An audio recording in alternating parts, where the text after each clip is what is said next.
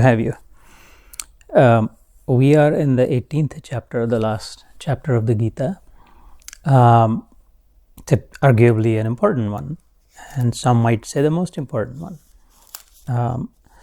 Today has been a different day for me, as Sanjay Bhai Purvi knows. I just went and met the family of someone who just passed away. This morning I was doing a Gita Yoga in Hindi in Centerville, like in a home like this. We were in Karma Yoga in chapter 3 at the time, and then after that I got the text that Dad's in the hospital. So I went to the hospital, and by the time the dear soul, sweet soul, had passed away. So I spent some time there with that family, and then from there I went to their home from the hospital for the extended family. And from there I came to my home and cleaned up, washed up, changed, and then I'm here. So thank you first of all for accommodating the 1 hour of sort of pushback instead of 3 o'clock, allowing to start at 4. It was a very interesting experience. Like, it was an eye-opening experience that I'd like to share. So when I entered, this was the emergency room in the ER. The security guard had me. I had some questions, fill out all that, and then I was given a visitor badge. That's the only thing I brought here. And as I was leaving, I got to thinking, it says visitor. Aren't we all? We're all visitors. All I was doing there was I was visiting. I did not know if I will meet or not, and in which condition. I was allowed in. I visited. And then it says valid this date only. And there is a date on it. We've been given it a specific time period. Date is just a measure of time, as is in the micro, so is in the macro, right? Yatha pinde tata brahmande. So as we enter this space, in that case it was the ER room, and sorry, I'm being or rather forgive me, I'm being deeply reflective, but I do not want to miss this opportunity to share this reflection and have you reflect in your own way also, because I don't want the benefit that I got from this experience certainly benefits me, but what a shame it would be if I keep it to myself. And it is with that intent that I'm sharing this. So it says valid this date only. The next thing, it's a visitors. The next thing it says that valid this date only. I am a visitor for this lifetime only, period of time, whatever it is. Then it specifically says time of entry. What time did I enter? And it's written on it the time that I entered. Time of exit is blank. Guard didn't know what time I would leave. I didn't know what time I would leave. Who would know when you enter the ER? When you would exactly, how can you tell that this is the hour and this is the minute that I'm leaving it? And you can look at it. This is the visitor badge. So how appropriate it is. Then it says below it is entry point. The place where I come from, it's blank. I don't know where I come from. And then it says destination. It says emergency room. So I'm thinking, yeah, I've been sent here. This is my emergency room. This lifetime, this place that I'm at, I've been given a certain amount of time I better get treated here before my time comes that I don't know when I might be taken out. I may have to leave. So it was such, and then so on and so forth. So it was right there before it was sort of a life experience. It was like a moment of epiphany, sort of, that if we could only have the vision, the lens to look at every little experience that we get, I think everything is as if pointing us to what the priority in life ought to be. So again, pardon me for that, the mood, but I think it's actually also not inappropriate, given that this chapter is Moksha Sannyas Yoga, right? 18th chapter. Moksha is mukti, sannyas is letting go, like rid of all, and yoga is uniting. Moksha Sannyas Yoga. Finally, I can leave out of this emergency room if what I came here for, the treatment is done right, if I live my life right, if I understand what my disease is, if I have the cure, if an able doctor is able to administer the right treatment for me, whoever believes in whichever form, whether it's in the guru or the God or the scriptures or the manual or the medicines or whatever, right? Then perhaps I may be able to leave from this place before this date is over. Yeah? So that's moksha. But I better be prepared to let go of all of it, or whatever I brought in here, that's sannyas, and then reunite. So it isn't inappropriate relative to. So I thought it just blew my mind that, wow, this visitor badge tells me everything I need to know about life. Would you agree? Yeah. So and then I also brought some examples to share that are very related, appropriate to this adhyaya that we're in. For those who are new, we started this recitation more than 10 years ago. We started from the first adhyaya, first shlok. In fact, the background, the context of the Gita, and the Mahatmya of the Gita and the Puranas and all of that. What is it, and who is Krishna, and why? What about this? All of it. And then slowly, we have not skipped a shlok, and it's taken us this long. Or sort of like really, really at the tail end, but it's also like the cream of the crop. And then last time, if you remember, I'd said that we've now taken the exit, right? That exit ramp in which this is like he's saying, this has been a long journey, long time coming, and now you've taken the exit. So when we take the exit, that doesn't mean that we've reached the home, because you still have to drive a little bit, left and right, and a couple more signals and this and that. But you know that you're off the highway. If we've driven properly, if we've managed to remain accident-free, and if we haven't gotten lost along the way, then the exit is telling us that, okay, I'm close to it. And so if we take the time to reflect upon all the journey that we've taken together, and all of these are recorded and put on a website and all that, on a YouTube channel, then I think we can leverage all the lessons learned and be sure the last mile counts. The last mile is the all-important mile, the all glory of the last mile. And until we if you're in a race and go all the way to the finish line, I have not finished the race until I rip through that finish line. Right? I must go past it. Aise hai yahan pe, it's not enough to just read the Gita or just recite the Gita and memorize the Gita, or like become complacent that we follow the Gita. The finish line is in internalizing and personalizing and behaving and showing up according to the message of the Gita. I'm very happy to share that soul that departed this morning, it's a very sweet, pious, beautiful soul. We'd known each other for almost 25 years, and our paths crossed on spiritual intersection. That when we first started, Madhvi and I, all this, that's when that family had associated with us. And then since then, completely together across the board. And so we really became like family. And I know that he left, or they left in peace, worry-free. So we must learn from these experiences. Otherwise, it's a shame. If all it becomes when someone is born, or when someone departs, if you leave those experiences aside in either just the excitement, a baby's born, a baby shower, and all the excitement, the new clothes and the party and the naming ceremony and all of that, and then it fizzes out, then it's a really lost opportunity. Look at the baby, look at the clean soul, look at the innocence, look at the beauty of the child, uncontaminated, expectation-free, right? A baby doesn't know anything, doesn't care, just wants the mother. Just a little bit of love, only what's necessary. The baby just wants a little bit of food, a little bit of milk. Maybe if you want to clothe the baby, clothe the baby. If you don't, you don't. He'll cry, she'll cry when they want.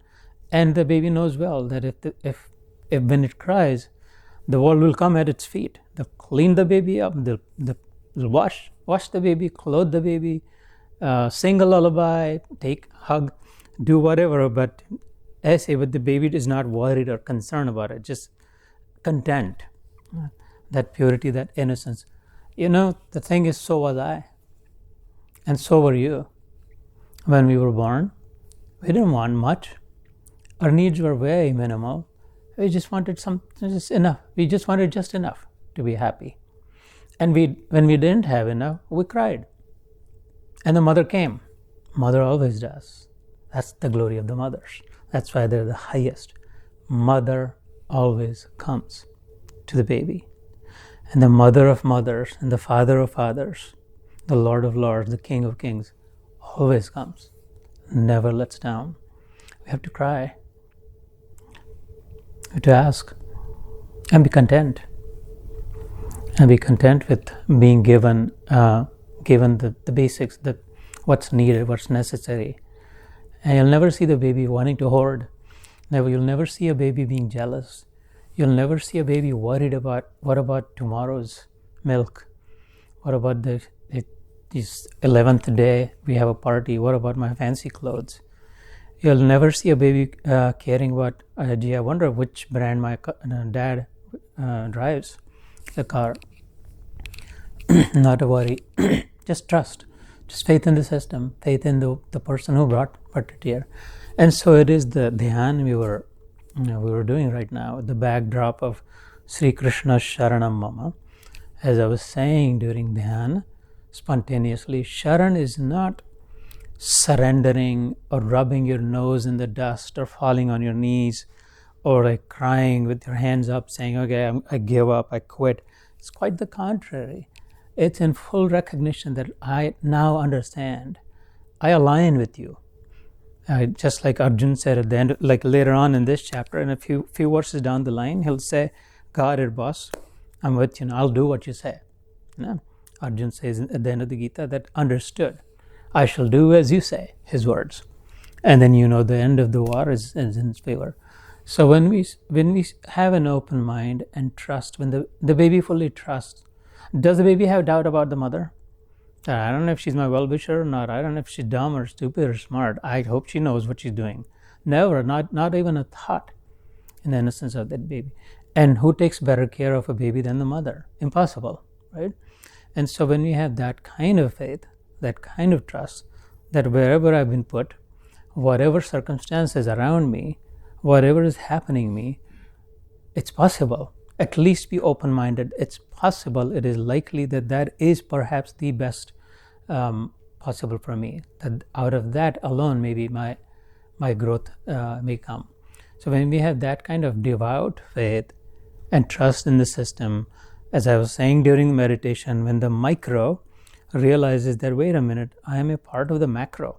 I'm not a separate being. And so I don't have to worry so much. I don't have to be so concerned that what about me? What about me? Which wave in the ocean has to worry about whether or not I'll fall back in the ocean? I hope the ocean stays with me. Which wave would worry? I hope the ocean doesn't leave me. The ocean never leaves the wave. The wave is born in the ocean. The wave exists in the ocean, and the wave falls back in the ocean. Wave is made of the ocean. The ocean is in the wave. The wave doesn't even exist. It's just a form. It's actually only the ocean. And so it is with us as well.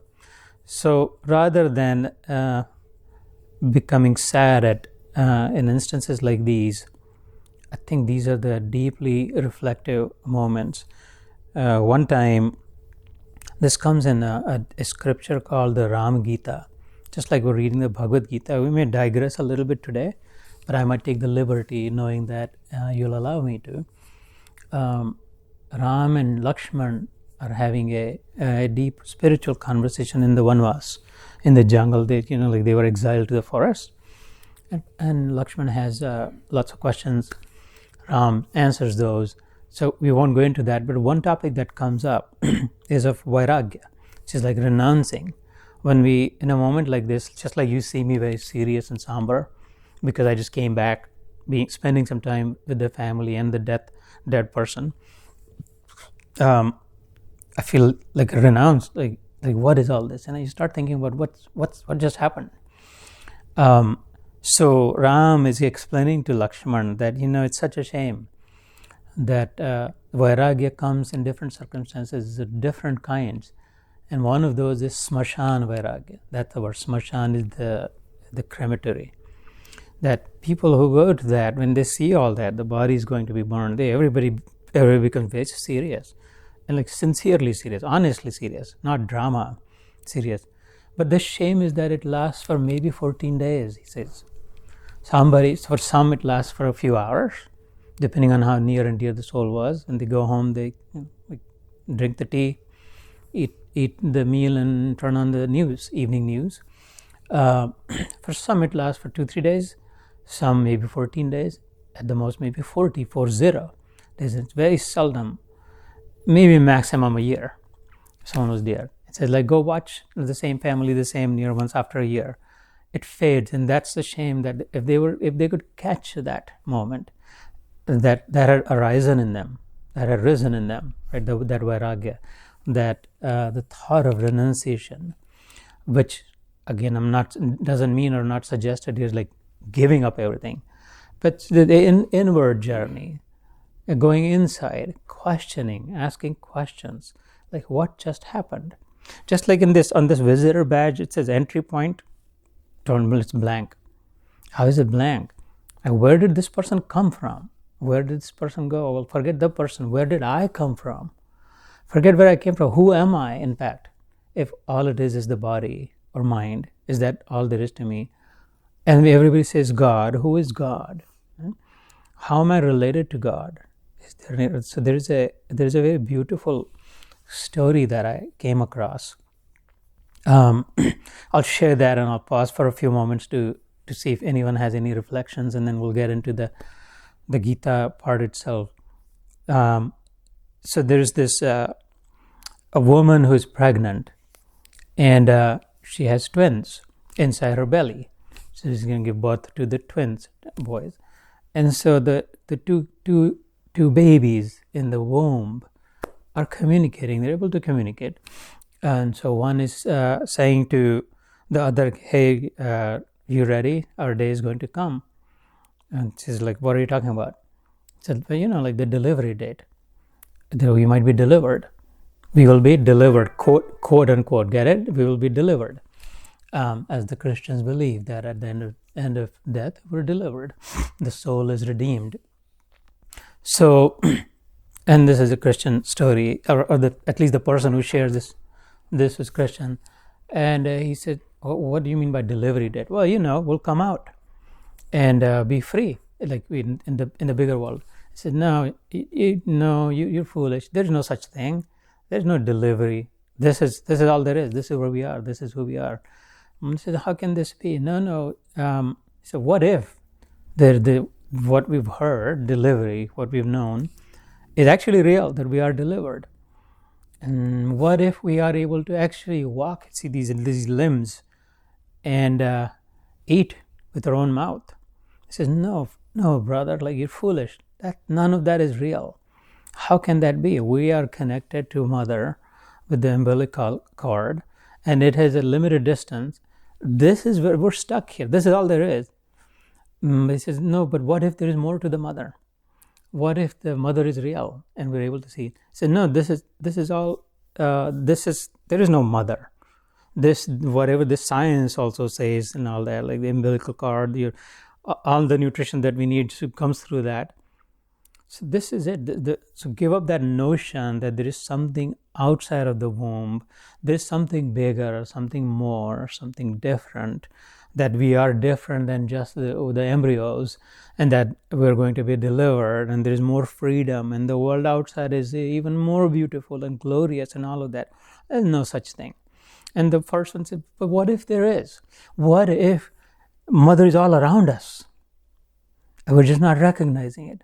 What if we are in the Mother? What if this is the Mother that we're feeling and surrounding? And he laughs away, no, you're losing your mind. And the story stops there. And you think about it, as the babies, not recognizing, not believing, not thinking, what if all around us is in that? No? So I just want you to think momentarily about everything that I shared, starting with the dhyan that we did, Shri Krishna Sharanam Mama, the alignment with it, and then the ER visitor badge that shared my reflections on, and this example of the two babies, one believing that there is something more, something bigger, something outside, there is a real world as well. This is real too, but there is also a higher truth, right? The being inside the womb is real. It's not unreal, but at the same time, at the very same moment, there is also a higher truth, that there is something else outside it, which is far bigger and vast. Just like, and you heard this, when I'm dreaming at night, right? Suppose I start dreaming at 2 o'clock and then I stop dreaming at 3 o'clock. When I'm dreaming, maybe a good dream, maybe a bad dream, but that dream feels very real, doesn't it? Nobody can tell me while I'm dreaming that this dream isn't real. But if my wife is, or my son or my daughter, is someone sleeping next to me and they're awake because I'm talking in my dream, and they say, like, what happened? Whatever I'm feeling is feeling real, but they know the one who is awake, right? Quote unquote, the one who is awake, Jagrati, knows that, yeah, this feels real to you, Dad, but at the same time, there is a higher reality, there is a higher truth in which this little truth is actually not true. Would you agree? There is the higher truth for the wakeful, for those who have awakened, in which the dream truth and the dream reality, no matter how compelling, no matter how real this sounds, no matter how real it feels, does it not feel so real in the dream?